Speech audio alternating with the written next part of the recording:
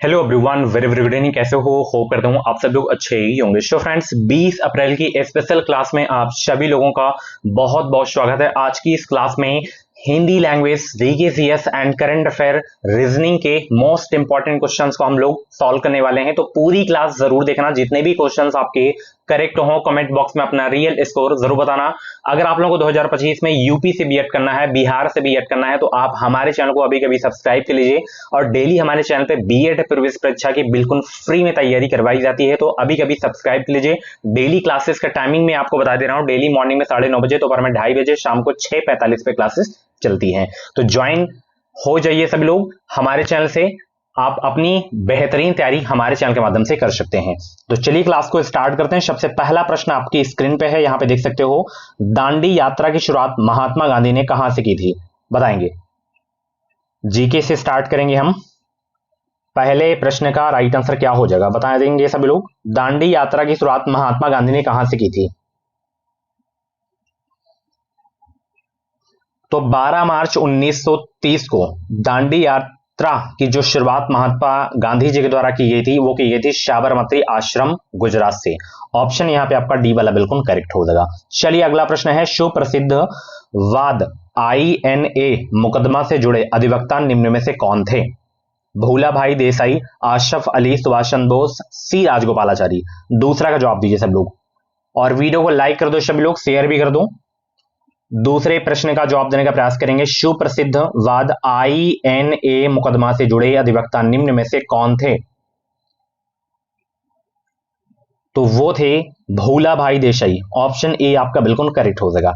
अगला प्रश्न आपकी स्क्रीन पे है, यहां पे देख सकते हो। स्वतंत्रता का नवग्रहित तिरंगा पहली बार किस कांग्रेस अधिवेशन में फहराया गया था? बताइए कौन सा वो अधिवेशन था? कलकत्ता अधिवेशन, नागपुर सत्र का वार्षिक अधिवेशन, लाहौर अधिवेशन, हरिपुरा कांग्रेस अधिवेशन। तीसरा का जवाब दीजिए सब लोग। गुड इवनिंग सभी को, गुड इवनिंग। और भी क्लासेस आपको प्लेलिस्ट में मिल जाएंगी, तो एक बार प्लेलिस्ट आप जरूर चेक कर लेंगे। वहां पे बहुत सारी क्लासेस हो गई हैं हर एक सब्जेक्ट की। तो यहाँ पे तीसरा का करेक्ट आंसर आपका लाहौर अधिवेशन 1929 हो जाएगा। ओके, चलिए अगला प्रश्न हिस्ट्री का ये है, बहुत इंपॉर्टेंट है। कई बार बीएड के एग्जाम में ये क्वेश्चन पूछा भी जा चुका है कि मातृ देवी की पूजा किस सभ्यता से संबंधित थी? आर्य सभ्यता से, सिंधु घाटी सभ्यता से, भूमध्य सागरीय सभ्यता से, या उत्तर वैदिक सभ्यता से? 4 का जवाब दीजिए सब लोग। मातृ देवी की पूजा किस सभ्यता से संबंधित थी? तो ये संबंधित थी सिंधु घाटी सभ्यता से। ऑप्शन सी आपका बिल्कुल करेक्ट हो जाएगा। अगला प्रश्न हिस्ट्री का है, किस बौद्ध संत के प्रभाव में अशोक ने बौद्ध धर्म को ग्रहण किया था? विष्णुगुप्त, ब्रह्मगुप्त, उपगुप्त, या बृहदत्त? 5 का जवाब दीजिए सब लोग। गुड इवनिंग भाई, वीडियो को लाइक कर दो, और हर एक प्रश्न का उत्तर आप कमेंट बॉक्स में जरूर दिया करें, ताकि मैं जान सकूं आप लोग उत्तर दे रहे हैं। 5 का यहाँ पे उपगुप्त हो जाएगा, ठीक है। चलिए, और आप भी क्लास देखते हैं, आपके क्वेश्चंस हर एक सब्जेक्ट में बहुत गलत हो रहे हैं। आपको नहीं समझ में आ रहा कि हम अंतिम दिन में क्या पढ़ें क्या ना पढ़ें, ताकि हमारा स्कोर बढ़ जाए। तो आप ये हमारा रामबाण नोट्स ले सकते हैं, ई बुक ले सकते हैं, व्हाट्सएप पे आपको सेंड कर दिया जाएगा। मात्र 49 रुपए का ये ई बुक है, आप इसे ले सकते हैं। सारे के सारे क्वेश्चंस आपको इसी नोट से 1 जून को देखने को मिलेंगे। तो बहुत ही बेहतरीन नोट्स है, हजारों स्टूडेंट इस नोट्स को ले चुके हैं, आप भी इस नोट्स को ले सकते हैं। एंड यहाँ पे देख सकते हैं, आप बीएड जो है आप मात्र 50,000 में कर सकते हैं, और ये फीस आपको इकट्ठा नहीं, इंस्टॉलमेंट में देना है। SC ST कैंडिडेट का हम स्कॉलरशिप बेस पे प्रवेश ले लेंगे। यूनिवर्सिटी कौन सी है? जिस यूनिवर्सिटी से हम एडमिशन कराते हैं, राम मनोहर लोहिया अवध यूनिवर्सिटी अयोध्या से हम करवाते हैं। यहाँ पे एग्जाम जब आप देने आओगे तो रहने की बिल्कुल फ्री सुविधा हम लोगों के द्वारा दी जाएगी। तो आप ये नीचे व्हाट्सएप नंबर आपको दिख रहा होगा, तो इस पे आप कांटेक्ट कर लीजिए कि सर मुझे एडमिशन लेना है। आप हमसे बातचीत कर सकते हैं। हमसे अगर आपको मिलना है तो प्रयागराज यानी कि इलाहाबाद में हमारी ऑफिस है, आके हमसे मिल भी सकते हो। तो बहुत ही अच्छा कॉलेज है, आप यहाँ पे एडमिशन अपना ले सकते हैं। अधिक जानकारी के लिए आप इस नंबर पे कॉल कर सकते हैं। ईयरली यहाँ पे एग्जाम होगा, वर्ष में एक बार आपको आना होगा। बुक्स वगैरह सब कुछ हम लोग देंगे। ओके, तो स्क्रीनशॉट लेके रखिए। अगला प्रश्न आपकी स्क्रीन पे है, यहाँ पे देख सकते हो यहाँ पे कि राजस्थान के माउंट आबू में स्थित दिलवाड़ा का जैन मंदिर किस धर्म के अनुयायियों के द्वारा निर्मित किया गया था? बौद्ध के द्वारा, या जो है जैनियों के द्वारा, या हिंदुओं के द्वारा, या सिखों के द्वारा? 6 का जवाब दीजिए सब लोग। बताएंगे सब लोग 6 का करेक्ट आंसर क्या हो जाएगा। यहाँ पे 6 का करेक्ट आंसर होगा जैनियों के द्वारा, ठीक है ना। अगला प्रश्न है, गीत गोविंद के लेखक कौन है? ये क्वेश्चन मैं कई बार करवा चुका हूं। बताएंगे सब लोग, गीत गोविंद के लेखक कौन है?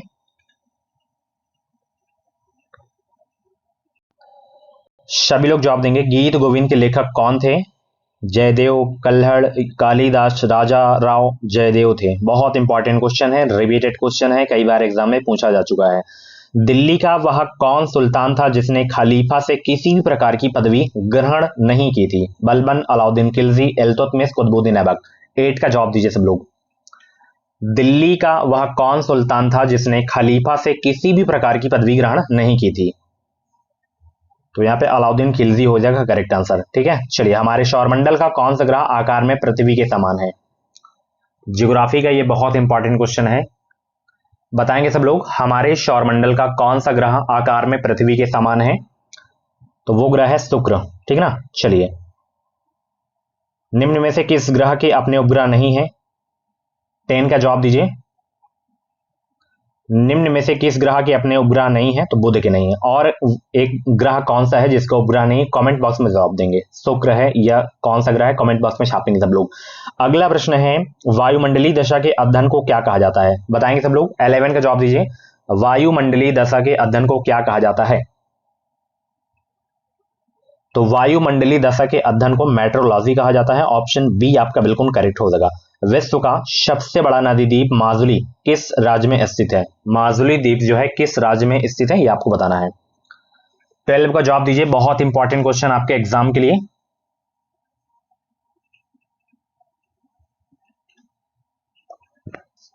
माजुली द्वीप कहां है भाई? 12 का जवाब दीजिए सब लोग। असम में है। ठीक ना। पश्चिमी घाट के उत्तरी भाग को किस नाम से जाना जाता है? 13 का जवाब दीजिए। पश्चिमी घाट के उत्तरी भागों को किस नाम से जाना जाता है? तो इसे कोंकण तट के नाम से जाना जाता है। ऑप्शन सी आपका बिल्कुल करेक्ट हो जाएगा। किस प्रजाति के वृक्ष नीलगिरी में समान रूप से मिलते हैं? 14 का जवाब दीजिए। किस प्रजाति के वृक्ष नीलगिरी में समान रूप से मिलते हैं? तो यहां पे यूकेलिप्टस हो जाएगा। ओके, चलिए, एक तरफ सहायक नदी है, एक तरफ मुख्य नदी है। कौन किस नदी की सहायक नदी है, ये आपको बताना है। बताइए कौन सा सही है इसमें, बताइए सब लोग। 15 का जवाब देने का प्रयास करेंगे सब लोग। बहुत अच्छे भाई। वीडियो को आप लोग लाइक नहीं करो तो फटाफट वीडियो को लाइक करके शेयर भी कर दो। गंगा की जैसे गोमती हो जाती है ना।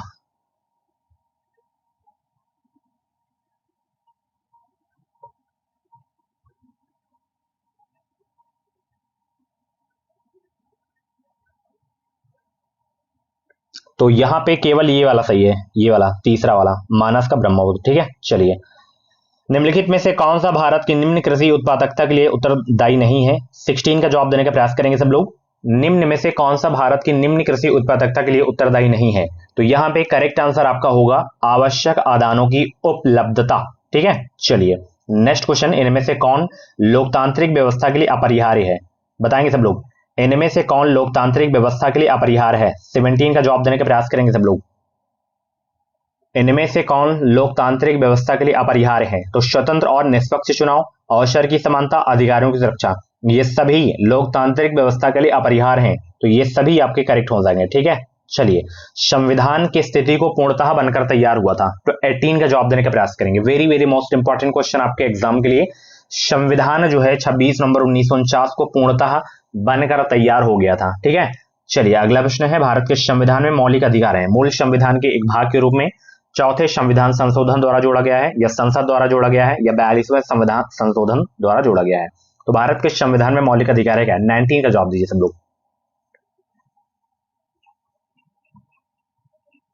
तो ये मूल संविधान के एक भाग के रूप में है। ठीक है, चलिए, भारतीय संविधान के किस अनुच्छेद द्वारा यह शर्त लगाई गई कि राज्य के नीति निर्देशक सिद्धांत किसी न्यायालय द्वारा लागू या वाद योग्य नहीं होंगे? बताइए, 20 का जवाब दीजिए सब लोग। तो यहां पे अनुच्छेद 37 हो जाएगा। ठीक है, चलिए, भारत के संविधान के अंतर्गत नीति निर्देशक सिद्धांतों का मुख्य उद्देश्य है क्या? भारत के संविधान के अंतर्गत नीति निर्देशक सिद्धांतों का मुख्य उद्देश्य है क्या? 21 का जवाब दीजिए सब लोग। भारत के संविधान के अंतर्गत नीति निर्देशक सिद्धांतों का मुख्य उद्देश्य है, तो इसका मुख्य उद्देश्य है लोक कल्याणकारी राज्य की स्थापना करना। ठीक है, ऑप्शन ए करेक्ट हो जाएगा। शाक्य दर्शन के प्रवर्तक हैं कौन? 22 को जवाब दीजिए सब लोग। शाक्य दर्शन के प्रवर्तक हैं कौन? कपिल हैं। बहुत इंपॉर्टेंट क्वेश्चन है, रिपीटेड क्वेश्चन। सामूहिक उपभोग का अर्थ क्या है? घरेलू खपत, व्यक्ति खपत, स्वखपत या देश के नागरिक द्वारा की गई खपत। तो सामूहिक उपभोग का अर्थ क्या है? 23 का जवाब दीजिए सब लोग। तो सामूहिक उपभोग का अर्थ क्या है? घरेलू खपत है। ठीक है, निम्नलिखित में से किस वस्तु की मांग लोचदार है? विद्युत, चावल, औषधि या दिया सलाई की डिबिया। 24 का जवाब दीजिए सब लोग। निम्नलिखित में से किस वस्तु की मांग लोचदार है? तो चावल की मांग लोचदार है। ठीक है, अगला प्रश्न यहां पे देख सकते हैं, वो नगदी रिजर्व अनुपात और खुली बाजार क्रिया निम्नलिखित में से किसके उपकरण है? राजकोषीय नीति के, मौद्रिक नीति के, बजटीय नीति के या व्यापार नीति के। 25 का जवाब दीजिए सब लोग।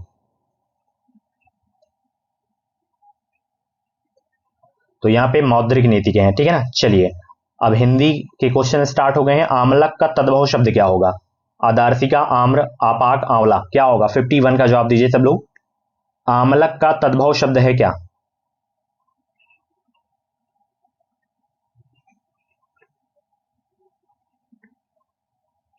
क्या हो जाएगा? आंवला हो जाएगा। 51 का करेक्ट आंसर आपका डी हो जाएगा। तिनका का तत्सम शब्द क्या होगा? बताइए सब लोग, तिनका का तत्सम शब्द क्या होगा? सभी लोग हर एक प्रश्न का जवाब जरूर दिया करें। तिनका का तत्सम शब्द क्या होगा? तो तिनका का हो जाएगा तृण। तकदीर शब्द कैसा है? तत्सम शब्द है या फारसी, तद्भव या अरबी? 53 का जवाब दीजिए सब लोग। तकदीर शब्द है कैसा? तो ये अरबी शब्द है। ऑप्शन डी करेक्ट हो जाएगा। अगला प्रश्न आपकी स्क्रीन पे है, निम्नलिखित में से कौन सा शब्द तत्सम नहीं है? प्रागोर्ण, द्विसाष्टी, पीढ़ी, विग्रह। 54 का जवाब दीजिए सब लोग। तो इसमें तत्सम आपका पीढ़ी नहीं है। ठीक है, चलिए जिन शब्दों का रूप सदैव समान रहता है उन्हें कहते हैं क्या? अव्यय, वचन, क्रिया, लिंग। क्या कहते हैं? 55 का जवाब दीजिए सब लोग। जिन शब्दों का रूप सदैव समान रहता है उन्हें कहते हैं क्या? अव्यय कहते हैं। ऑप्शन ए आपका बिल्कुल करेक्ट हो जाएगा। अगला प्रश्न है, धीरे चलो में अव्यय का कौन सा प्रकार है? क्रिया विशेषण, संबंध बोधक, समुच्चय बोधक या विस्मय बोधक? 56 का जवाब दीजिए सब लोग। धीरे चलो में अव्यय का कौन सा प्रकार है?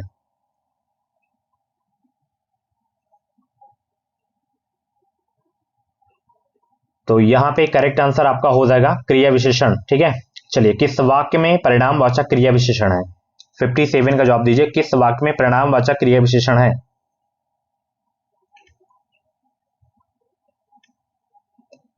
इसमें है ये वाले, इस बार बारिश में बहुत ओले पड़े। ठीक है, चलिए अगला प्रश्न है, निम्नलिखित में से कौन सा शब्द कालवाचक क्रिया विशेषण है? बताइए सब लोग। कालवाचक क्रिया विशेषण है कौन सा? बारी बारी, भीतर, आज, यथासंभव। 58 का जवाब दीजिए सब लोग।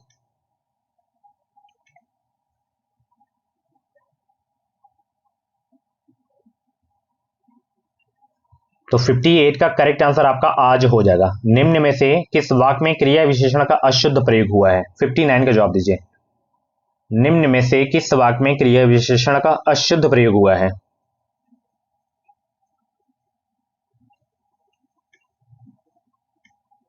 इसमें धूप में चला नहीं जाता है ना। निम्न में से किस वाक्य में क्रिया विशेषण का प्रयोग नहीं हुआ है? 60 का जवाब दीजिए।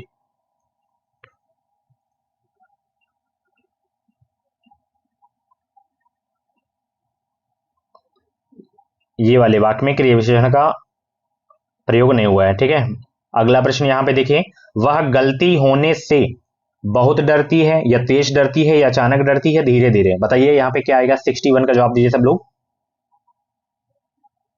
जवाब दीजिए सब लोग। 61 का राइट आंसर क्या हो जाएगा? वह गलती होने से जो है बहुत डरती है। ठीक है, चलिए दिव्यर्पण का संधि विच्छेद क्या होगा? 62 का जवाब दीजिए। दिव्यर्पण का संधि विच्छेद क्या होगा?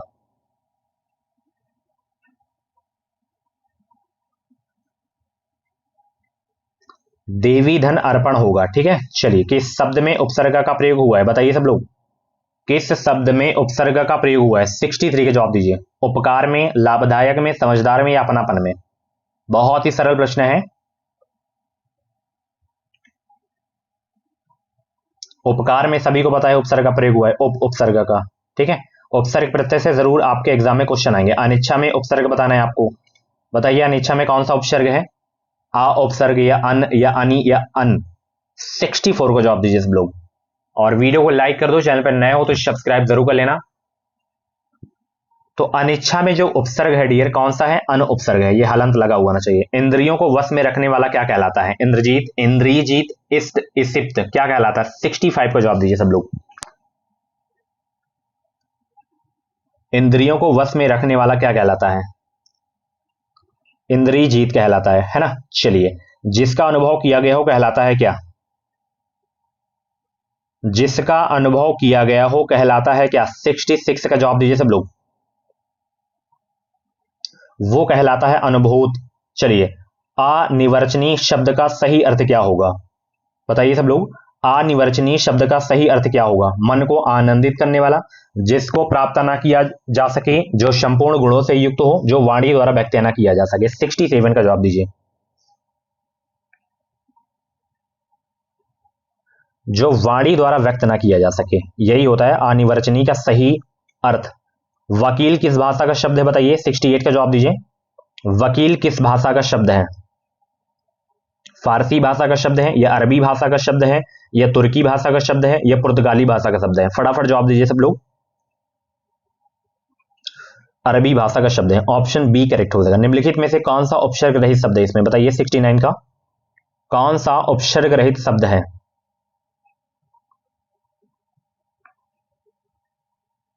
सुरेश उपसर्ग रहित शब्द है, ठीक है। चलिए, महिमा शब्द में किस प्रत्यय का प्रयोग हुआ है? बताइए 70 का महिमा शब्द में किस प्रत्यय का प्रयोग हुआ है? तो इसमें ईमा प्रत्यय का प्रयोग हुआ है, ठीक है। आड़े हाथों लेना मुहावरे का अर्थ है क्या? विपत्ति आना, खरी खोटी सुनाना, कर्तव्य पूरा करना, या आलोचना करना। 71 का जवाब दीजिए सब लोग। आड़े हाथों लेना मुहावरे का अर्थ क्या है? खरी कोटी सुनाना होता है इसका अर्थ, ठीक है। ऑप्शन बी आपका बिल्कुल करेक्ट हो जाएगा।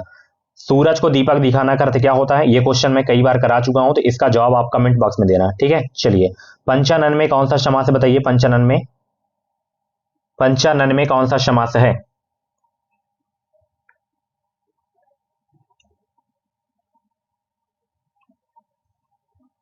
तो यहां पे बहुव्रीहि समास हो जाएगा, ऑप्शन बी करेक्ट हो जाएगा। नीचे दिए गए शब्द समूह के लिए सही शब्द का चयन कीजिए। युद्ध की इच्छा रखने वाले के लिए शब्द क्या होगा?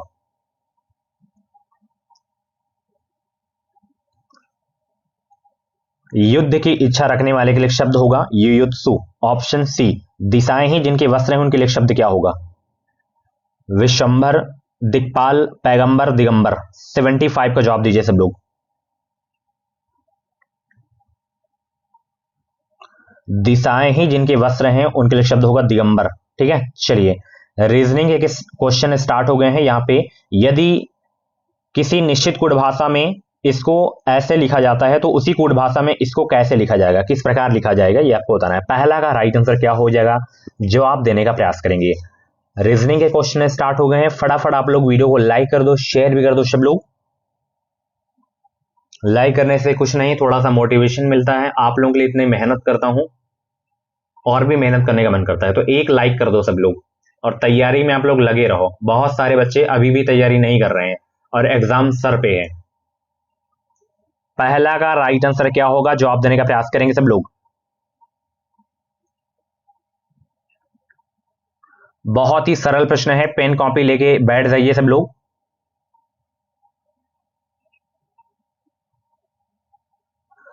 तो यहां पे मैं लिख रहा हूं बी एंड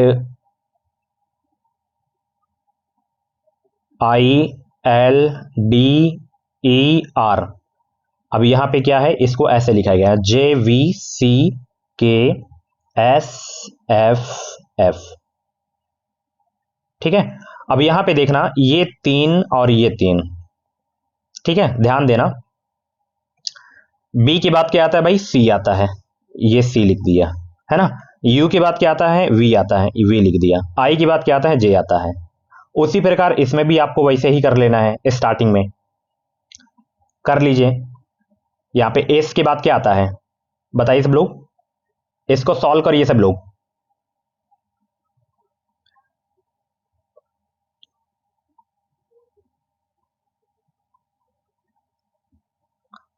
सॉल्व करिए सब लोग।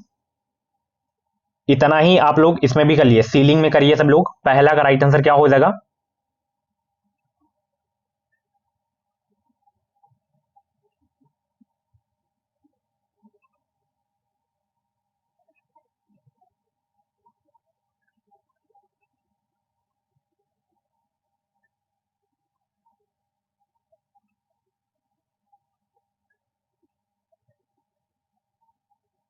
तो यहां पे ये वाला सही हो जाएगा, ठीक है ना।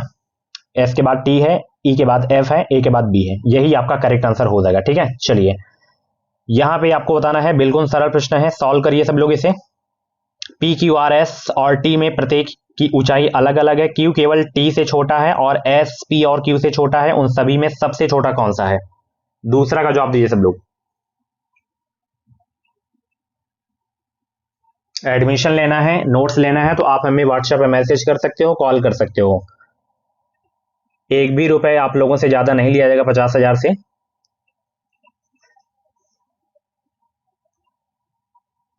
यहां पे देखना, P Q R S T में प्रत्येक की ऊंचाई अलग अलग है। यहां पे क्या कह रहा है कि क्यू केवल टी से छोटा है, ये जो क्यू है केवल ये जो है टी से छोटा है, और यहां पे क्या है, एस जो है पी तथा क्यू से छोटा है। ये जो एस है ये पी और यहां पे क्यू से छोटा है, ठीक है, इन दोनों से। तो उन सभी में सबसे छोटा कौन सा है?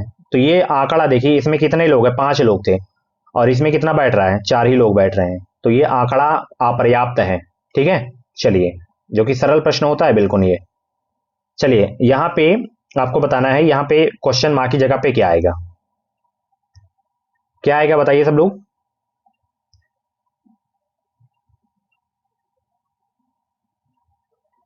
जैसे यहां पे मिट्टी का तेल है, डीजल है, ईंधन तेल है, तो यहां पे आपका पेट्रोल आ जाएगा। क्या? पेट्रोल, क्योंकि ये सभी क्या है, खनिज तेलों के समूह है ना, तो यहां पे पेट्रोल की कमी थे, वो भी आ गया।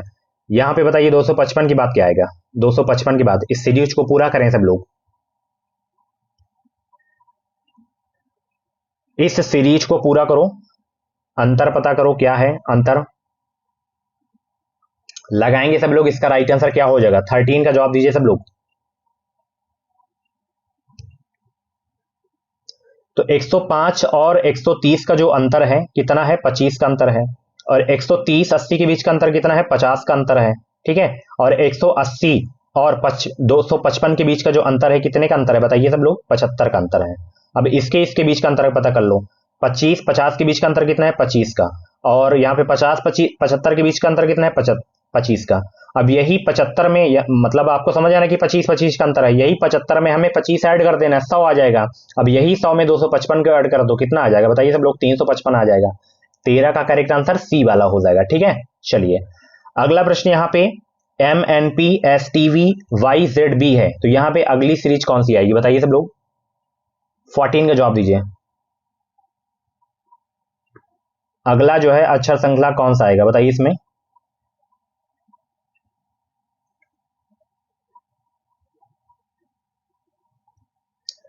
एम और एस के बीच का अंतर पता करो, N O P Q R S +6 का है, ठीक है। एन और टी के बीच का अंतर पता करो, O P Q R S T +6 का है। पी और वी के बीच का अंतर पता करो, Q R S T U V +6 का है। उसी प्रकार इसमें भी आपको करना है, उसी प्रकार यहाँ पे वाई से भी करना है। तो वाई के बाद Z A B C D E, यहाँ पे ई निकल के आ जाएगा, ठीक है। उसके बाद जेड से स्टार्ट करो, A B C D E F, F निकल के आ जाएगा, ठीक है। उसके बाद बी से C D E F G H, E F H कहीं दिख रहा है आपको, ये सी वाले में हो गया, ठीक है। चलिए दिए गए शब्दों को शब्दकोश के अनुसार व्यवस्थित कीजिए सब लोग, बताइए शब्दकोश के अनुसार व्यवस्थित कीजिए। 15 का जवाब देने का प्रयास करेंगे सब लोग।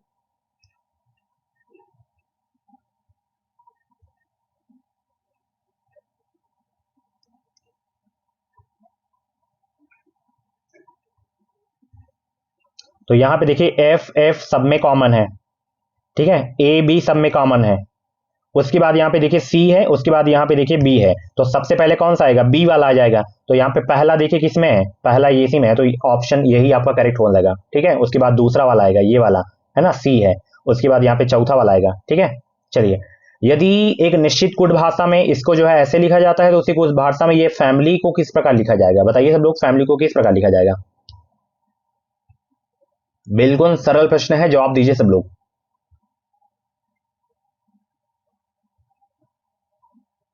वी के बाद यहाँ पे डब्ल्यू है, ई के बाद यहाँ पे एफ है, एन के बाद ओ है, यू के बाद वी है, एस के बाद टी है ना। तो यहाँ पे फैमिली है ना, ये फैमिली, तो फैमिली एफ के बाद क्या आ जाएगा, लास्ट में क्या निकल के आएगा, जी। लास्ट में जी केवल इसमें है तो यही आपका सही हो जाएगा। ठीक है, चलिए यहां पे आपको बताना है पी आर के बाद क्या आएगा, पी और आर के बाद क्या आएगा। 17 का जवाब दीजिए सब लोग।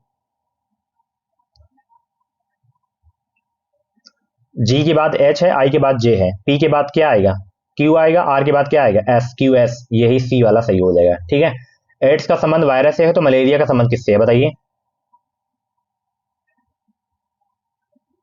मलेरिया रोग का जो कारण होता है क्या होता है, प्रोटोजोवा होता है। ठीक है, चलिए यहां पे बताइए ई वी है तो डी के बाद क्या आएगा बताइए। बिल्कुल सरल प्रश्न है वर्णमाला का ये। तो ई का अपोजिट क्या होता है, वी होता है, डी का क्या हो जाएगा, डब्ल्यू हो जाएगा, डी वाला हो जाएगा। ठीक है, नीचे दिए गए शब्दों में से कौन सा शब्द दिए गए शब्द के अक्षरों का प्रयोग करके नहीं बनाया जा सकता है बताइए, कौन सा नहीं बन सकता इससे। 20 का जवाब देने का प्रयास करेंगे सब लोग।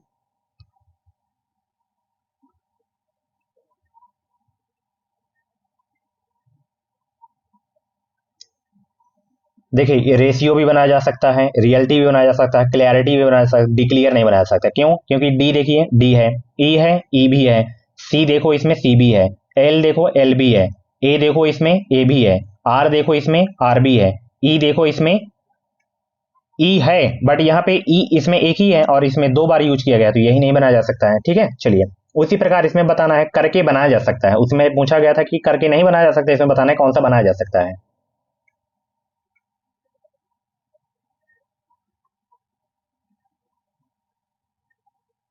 इसको चेक करो, टी देखो इसमें है, टी है नहीं है तो ये तो पहले ही कट गया। अब देखो इसको देखो, बी है, बी है, उसके बाद ए देखो, ए नहीं है, ये भी नहीं बनेगा। स्कैम स्केयर के देखो यहाँ पे, एस को देखो एस है, सी को देखो सी भी है, ए को देखो ए नहीं है, ये बन जाएगा बच्चा। ठीक है, चलिए इसमें से विषम बताना है, विषम कौन सा है, तमिलनाडु, केरल, आंध्र प्रदेश, दिल्ली है तो इसमें विषम कौन सा है। 22 को जवाब दीजिए। सभी को पता है दिल्ली इसमें विषम हो जाएगा क्योंकि ये एक यूनियन टेरेटरी है, स्टेट है। ये बताइए अपोजिट लिखा हुआ है, ई का वी होता है, सही है, जी का टी सही है, ये भी सही है, पी का क्या होता है, के होता है। ठीक है, चलिए उसी प्रकार ये बताना है इन चारों में से कौन सा भिन्न है। 2308 है, 3412 है, 4520 है, 6742 है, इसमें कौन सा है।